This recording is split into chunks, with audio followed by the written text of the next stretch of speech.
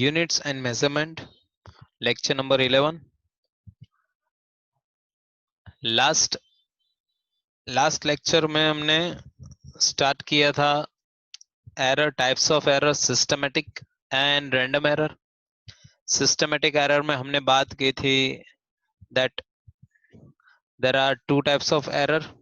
Okay, error में हमने बात की थी। Okay, sorry, three types of systematic error. Systematic error में तीन टाइप है: the error by a person, personal error; the error of instrumental error; and third one is the error in method or procedure. Okay, so in this three errors we can correct it.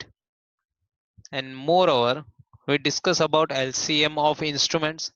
Three instrument we discussed: vernier calipers, micrometer, screw gauge, and spherometer. In vernier calipers and micrometer, screw gauge, there are two types of scales. One is main scale, another is vernier or circular scale. So LCM of both the instrument we found. The basic formula of LCM we found that minimum distance between two patches upon total number of divisions. So minimum distance is almost at least 0.1 centimeter upon total divisions. If there are 20 on 1 year scale, then take 20. If there are 10 divisions on 1 year scale, then you can consider 10. Or in micrometer screw gauge, if there are 100 divisions, then consider 100 in division. Okay, in if there are 50, mostly जो micrometer screw gauge available होते हैं lab में, वो 100 divisions वाले होते हैं, 50 divisions वाले नहीं होते, मोस्टली 100 डिविजन्स वाले होते हैं. More accuracy you can get. Okay, जितने ज्यादा डिवीजन होगे उतना आपको ज्यादा एक्यूरेसी मिलेगा. हाँ, 100 के ऊपर 200 नहीं होगा सर्कुलर स्केल में, क्योंकि 1 सेंटीमीटर का आप 100 डिवीजन करो, it's very difficult to measure even. तो अगर 200 डिविजन्स करते हैं 1 सेंटीमीटर के इक्वल, तो एरर भी हो सकता है, इंस्ट्रूमेंटल एरर ज्यादा हो सकता है. मोर ओवर, और एरर बढ़ सकता है, पर्सनल एरर भी इंक्रीज हो सकता है, क्योंकि मेजरमेंट में बहुत आपका जो रिजोल्यूशन है, आई का रिजोल्यूशन, वो बहुत बढ़ाना पड़ेगा. So that is actually it is not possible. Okay, so in last lecture we discussed this. Now today we are continue with the errors. we I want to discuss the error and I want to calculate the error now, कि error में कैसे error आएंगे, उसको calculate कैसे करेंगे. So there are three errors. One is absolute error, second is relative error, and third one is percentage error. Absolute error, relative error and percentage error. अभी उसको कैसे करेंगे, हम एक काम करते हैं. एरर के लिए ये एरर कैसे फाइंड करनी है, मैं एक एग्जांपल, हमें एग्जांपल लेके, ताकि हमें ज्यादा जल्दी से पता चले. एक प्रैक्टिकल का ही एग्जाम लेते हैं. ओके, एक एग्जांपल लेते हैं. Let's say I am performing to measure the distance of or to measure the dimension of a block. मैं सपोज, या फिर ये जो पेन है उसका डायमीटर मुझे मेजर करना है. ओके, तो डायमीटर में मेजर कर रहा हूं, बट मैंने आपको लास्ट लेक्चर में बोला था दैट एक रीडिंग लोगे तो रीडिंग जो होगा वो एग्जैक्ट नहीं मिलेगा, आंसर वो होगा एग्जैक्ट नहीं मिलेगा. इसलिए मिनिमम 4 से 5 बार हमें रीडिंग लेना पड़ता है. थोड़ी थोड़ी मिस्टेक्स आ सकती है, हम आंसर के ज्यादा नजदीक जा सकते हैं. ओके, सो मैंने 5 टाइम परफॉर्म किया एक रीडिंग लेने के लिए, और मुझे 5 रीडिंग मिले. इसका शायद से डायमेंशन कुछ 1 सेंटीमीटर के क्लोज है, मुझे इतना दिख रहा है. It is around 1 centimetre. Okay, so मैंने 5 बार रीडिंग लिया, तो एक बार ऐसे आया 1.02 सेंटीमीटर. दूसरी बार जब मैंने लिया तो इट वाज 1.05 सेंटीमीटर. तीसरी बार लिया इट वाज 1.98 सेंटीमीटर. चौथी बार लिया it was 0.97 centimetre. And fifth time when I did the experiment it was 1 centimetre. Okay, so मैंने 5 रीडिंग ली. सो ऐसा बोल सकते हैं that I attempted this experiment for 5 times. Now I want to find absolute error, then relative error and then percentage error. So absolute के लिए क्या करना पड़ेगा, देखना आप, ये 5 रीडिंग है ना, 5 रीडिंग, मैं उसको नाम दे देता हूं पहले। A1 is equal to 1.02 centimetre, A2 that is 1.05 centimetre. ये देखना, मेथड सीखना, फिर ऐसे एग्जांपल आगे आएंगे तो आपको कैलकुलेट करना है। Then A3 it is equal to 0.98 centimetre. यहाँ पे A1 A2 A3 लेना जरूरी नहीं है, आपका मन करे कि नहीं मुझे T1 T2 T3 लेना है टाइम के लिए तो आप ले सकते हो। Okay, then A4 is equal to, let's say it is 0.97 centimeter. A5 last reading is 1.00 centimeter. Now मुझे पहला step, first step, take average, average लेना है। एवरेज कैसे लेंगे, 10th स्टैंडर्ड में पता है आपको। एवरेज लेने के लिए A1 plus A2 plus A3 plus A4 plus A5, अगर मैंने 6th रीडिंग लिया होता तो मैं प्लस A6 कर देता, अपॉन यहाँ पे कितने रीडिंग्स लिए मैंने, 1 2 3 4 एंड 5 रीडिंग लिए, तो मुझे डिवाइड बाय 5 करना है। इफ आई टुक 4 रीडिंग्स तो यहाँ पे A4 तक आता और नीचे 4 लिखता। इफ आई टेक 10 रीडिंग्स तो ऊपर 10 का समीशन होता और नीचे 10 लिखता। Okay, so you know that very well. So मैं क्या करूंगा, I will put the values 1.02 plus 1.05, sorry it's not 1 sorry 0.98 plus 0.97 plus 1.00. Now these 5 readings are there upon 5. Can you do this? Average मुझे निकाल के दे सकते हो कितना आ रहा है? So average is 1.004। अगर आपको है कि भाई सिग्निफिकेंट नंबर्स मुझे अगर 3 तक लेने हैं तो you can take 1.00 centimetre. Okay, so this is the first step you did, ये पहला स्टेप है ना। अभी सेकंड स्टेप क्या करना है, सेकंड स्टेप ये करना है कि सभी रीडिंग में से आपको ये A1 A2 A3 A4 ऐसे सब में से ये एवरेज सब्ट्रैक्ट करना है और आपको खाली पॉजिटिव वैल्यू लिखना है।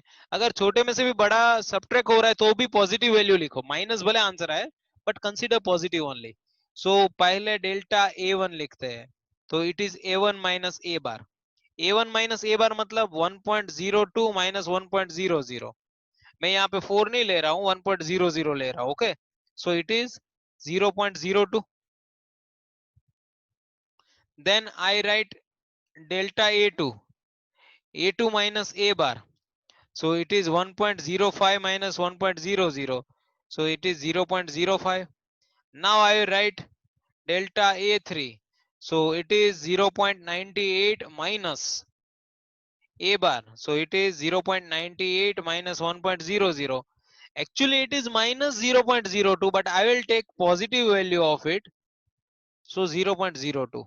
A3 A4 क्या आएगा लिखो, A5 क्या आएगा लिखो। सो क्या आता है देखो तो, चलो तो मैं यहाँ पे थोड़ा स्पेस बना लेता हूँ तब तक।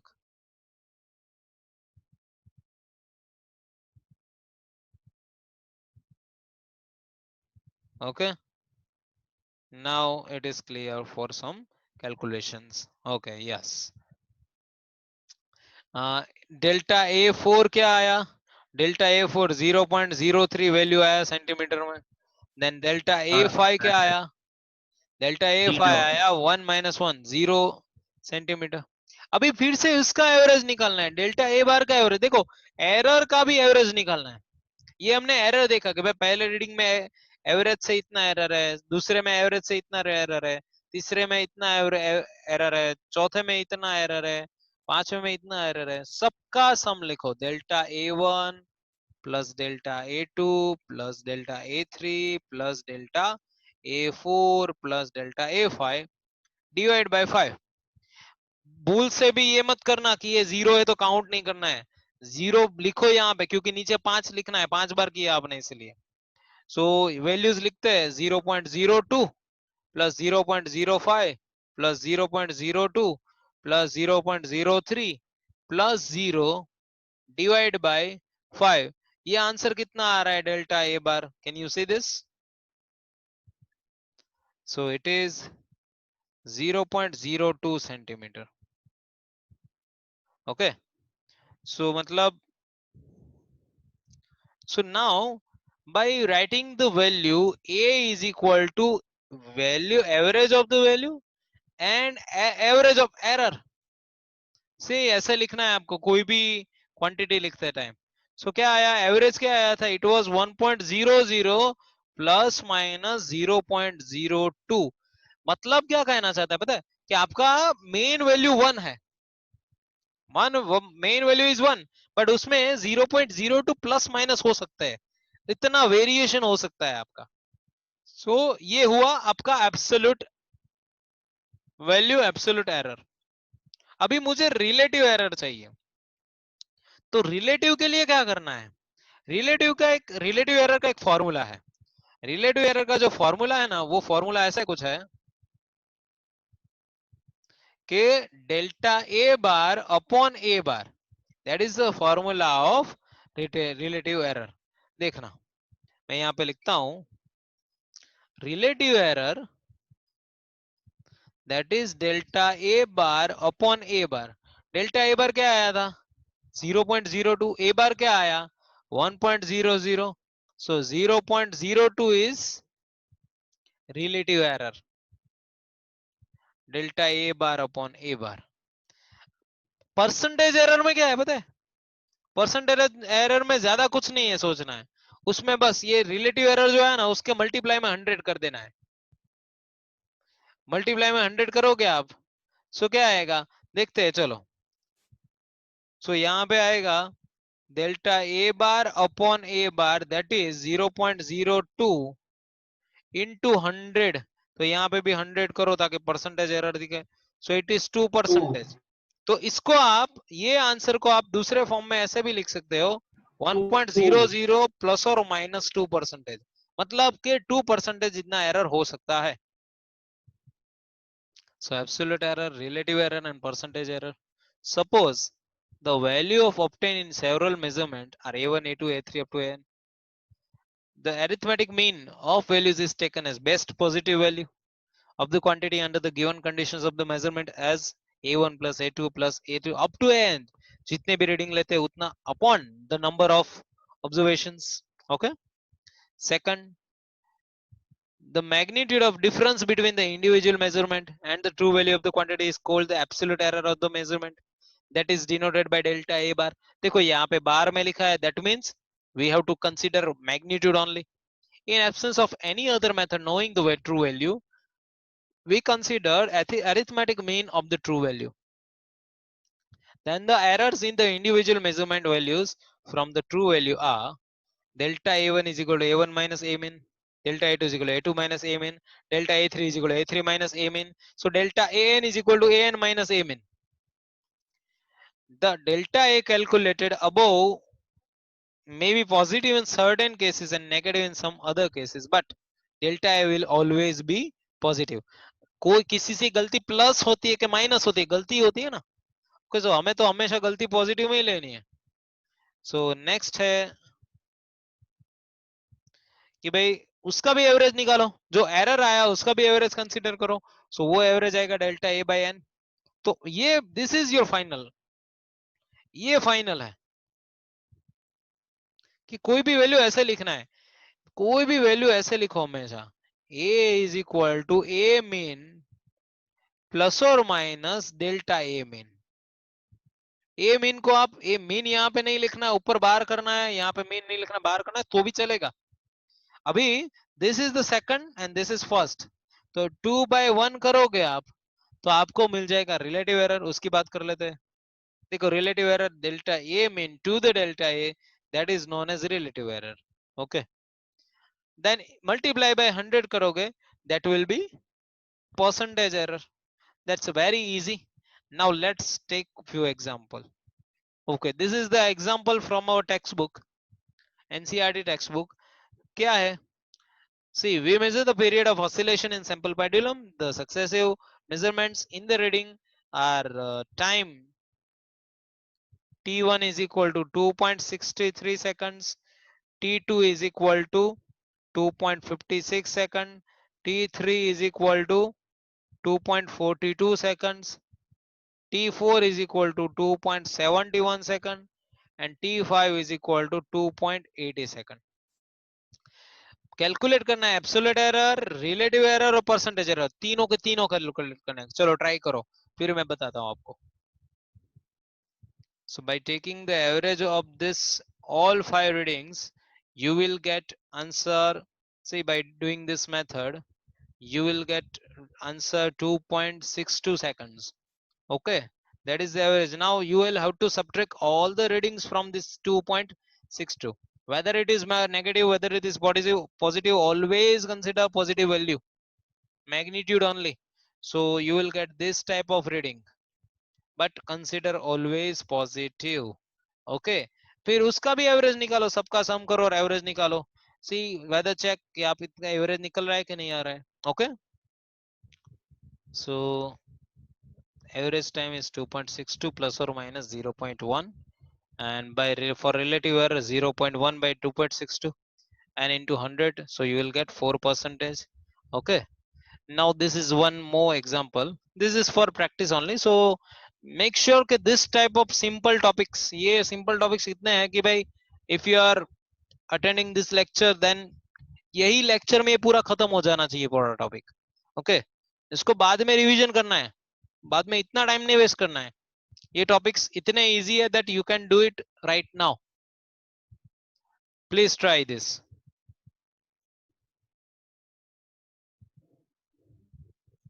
So by taking the average of all these values, 5 values, we will get the answer is 1.51C, and by subtracting all the observations from 1.51, you will get this type of values: 0.03, 0.02, 0.07, 0.03, 0.05, and 0.06.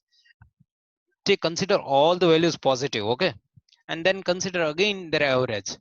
So you can get this average 0.04, you should get the average.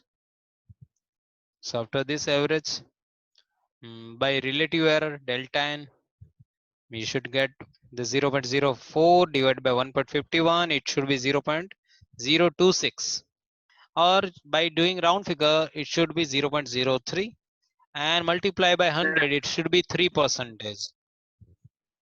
Now try this in Ohm's experiment. These readings are there.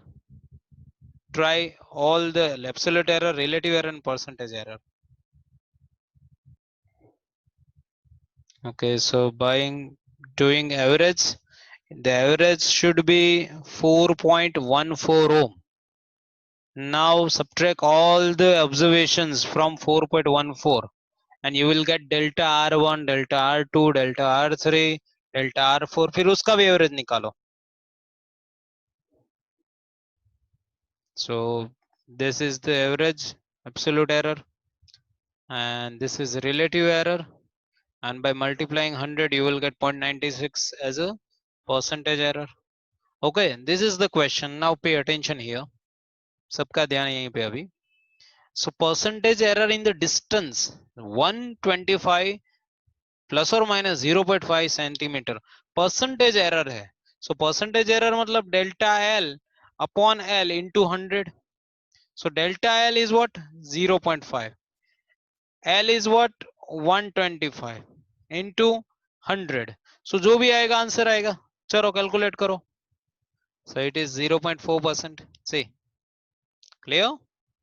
Same percentage error in this. Calculate it. So B is the answer.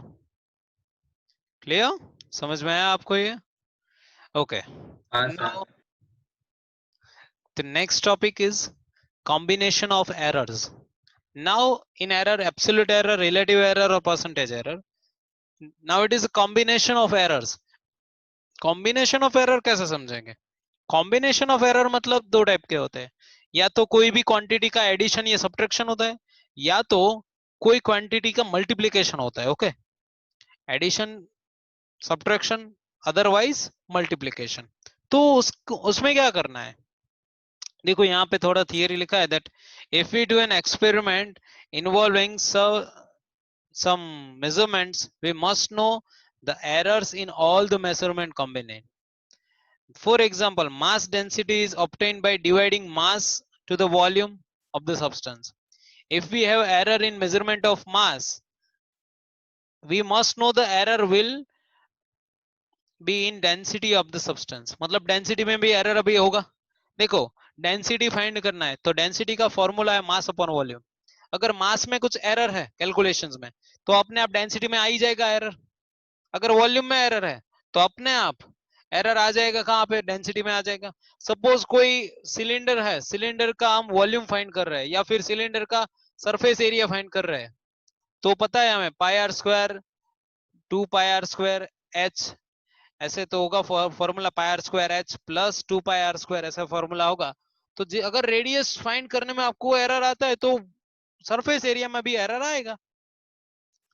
तो it is clear कि अगर कोई एक quantity से दूसरी quantity आप find कर रहे हो, अगर फर्स्ट क्वांटिटी में एरर है तो दूसरे में अपने आप एरर आ जाएगा. सो वो एरर कितना आएगा, कैसे आएगा, वो फाइंड करने का यहाँ पे एक तरीका है combination of errors. To make such estimate we should learn how errors combine in various mathematical operations. For this we use following procedure. तो सम और डिफरेंस में कैसे एरर फाइंड करेंगे? देखो, मैं यहाँ पे एक एग्जांपल ले रहा हूं. सपोज एक समय से पहले हम आज के दिन खाली एडिशन और सब्ट्रैक्शन में एरर का फाइंड करेंगे. Okay, suppose z is equal to a plus b. देखना, z is equal to a plus b. z को अगर मुझे एरर के साथ लिखना है तो क्या करना पड़ेगा? मुझे z बार प्लस और माइनस डेल्टा z ऐसे लिखना करे पड़ेगा, या फिर डेल्टा a का क्या लिखना पड़ेगा? a प्लस और minus delta a plus b plus और माइनस डेल्टा बी ऐसे करना पड़ेगा. अभी देखना, यहाँ पे z प्लस और minus delta z, a plus और minus delta a plus b plus और minus delta b. Now a plus b is what? z. तो मैं यहाँ पे z लिखू प्लस और माइनस डेल्टा a प्लस और माइनस डेल्टा बी. यहाँ पे क्या आएगा? z प्लस और minus delta z. z z cancel हुआ. So delta z is equal to plus और माइनस डेल्टा ए प्लस और माइनस डेल्टा बी. तो क्या आ जाएगा? Delta z is equal to delta A plus delta B. हमेशा addition ही होगा. देखो, तो मतलब रूल क्या हुआ? इन एडिशन और subtraction of two or more quantities,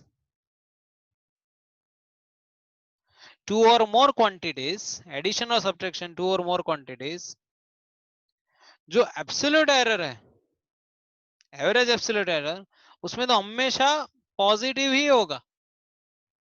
okay, जो डिफरेंस है उसमें हमेशा पॉजिटिव होगा. अगर ये z माइनस, अगर a माइनस b होता ना, फिर भी यहाँ पे तो delta a plus delta b ही करना पड़ता. ओके, अगर आपको मैं एक एग्जांपल लेता हूं, चलो. सपोज फर्स्ट डिस्टेंस L1 है 2 प्लस और माइनस 0.2 सेंटीमीटर, L2 है 4 प्लस और माइनस 0.4 सेंटीमीटर. अगर हमें डेल्टा L फाइंड करना है, L2 माइनस L1 फाइंड करना है, सो यहाँ पे क्या करना पड़ेगा पता है? वैल्यू में सब्ट्रैक्शन होगा क्योंकि यहाँ पे माइनस कर रहे हैं, बट एरर जो होगा ना, एरर उसमें तो हमेशा एडिशन ही होगा, delta L1 plus delta L2. सो यहाँ पे 4 माइनस 2 आएगा, बट यहाँ पे क्या आएगा? 0.4 प्लस 0.2 दैट इज 0.6. समझ में आया आपको? ऐसे करना है. एग्जाम्पल लेते हैं, हम एग्जाम्पल देखते हैं. So what is the rule? Hence the rule is when two quantities are added or subtracted, the absolute error in the final result is sum of absolute errors in individual quantities. यहाँ पे ये word लिखना बहुत जरूरी है, sum of sum of all individual, okay, sum of absolute errors. Clear? Now, yes. So यहाँ पे temperature का है, that temperature T1 is equal to 20 degree plus or minus 0.5 degree Celsius.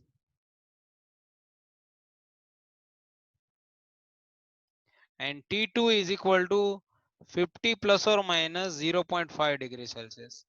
आपको टेम्परेचर डिफरेंस फाइंड करना है. Temperature difference मतलब delta T. तो delta T T2 minus T1 आएगा. T2 माइनस T1 किसके लिए होगा? उसकी वैल्यूज के लिए होगा खाली. सो 50 माइनस 20. बट उसके एरर्स में, एब्सोल्यूट एरर में क्या होगा?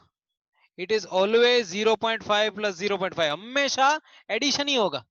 सो 0.5 प्लस 0.5 दैट इज 1.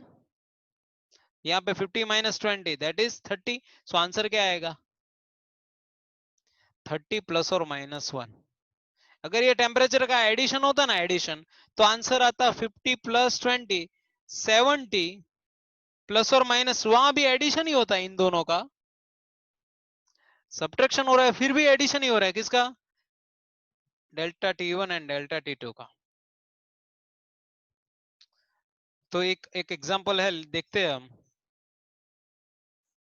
देखो यहाँ पे एक एग्जांपल है, ये करते हैं. चलो, तो दो रेजिस्टेंस है. R1 है, R1 इज 100 प्लस और minus 3 ohm. R2 is 200 plus और माइनस 4 ओम. इन सीरीज है, तो सीरीज में क्या आएगा आंसर? सीरीज में आएगा R equivalent is equal to R1 plus R2. याद आ रहा है? 10th स्टैंडर्ड में आया था. R1 इज 100 प्लस और minus 3 ohm. R2 is 200 plus और माइनस 4 ओम. तो सीरीज में एडिशन होगा, बट वैल्यूज क्या होगा? So 100 plus 200 that is 300. और एरर्स का भी हमेशा पॉजिटिव होगा. तो 3 प्लस 7, सो 300 प्लस और माइनस 7 ओम. हाँ, अगर इसमें मुझे परसेंटेज एरर चाहिए, तो क्या करूंगा मैं?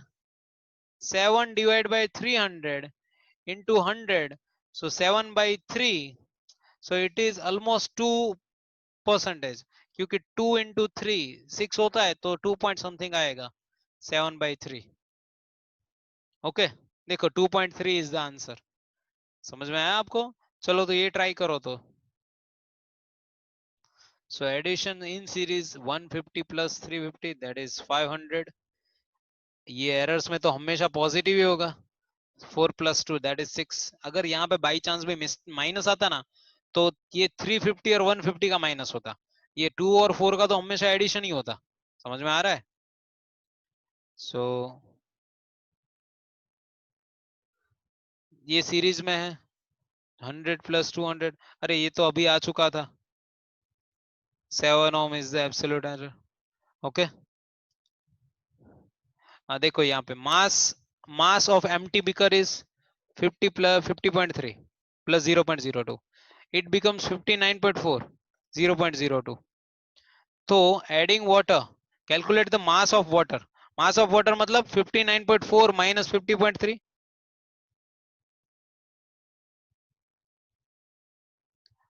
9.1. बट हमेशा एरर में तो क्या होगा? 0.2 प्लस 0.2 दैट इज 0.4. समझ में आया आपको ये? ओके, से this is the last one of this lecture. ये ट्राई करो. θ1 is 25.5 plus 0.1 degree Celsius. θ2 is 35.3 plus or minus 0.1 degree Celsius. तो θ1 minus θ2 करना है. तो माइनस आएगा तो इसमें आएगा, इसमें तो हमेशा प्लस ही होगा, एडिशन ही होगा. Okay, so final answer is 25.5 minus 35.3 that is minus 9.8, but absolute error will always be added with each other, so it is 0.2. okay, so आज इतना रखते हैं.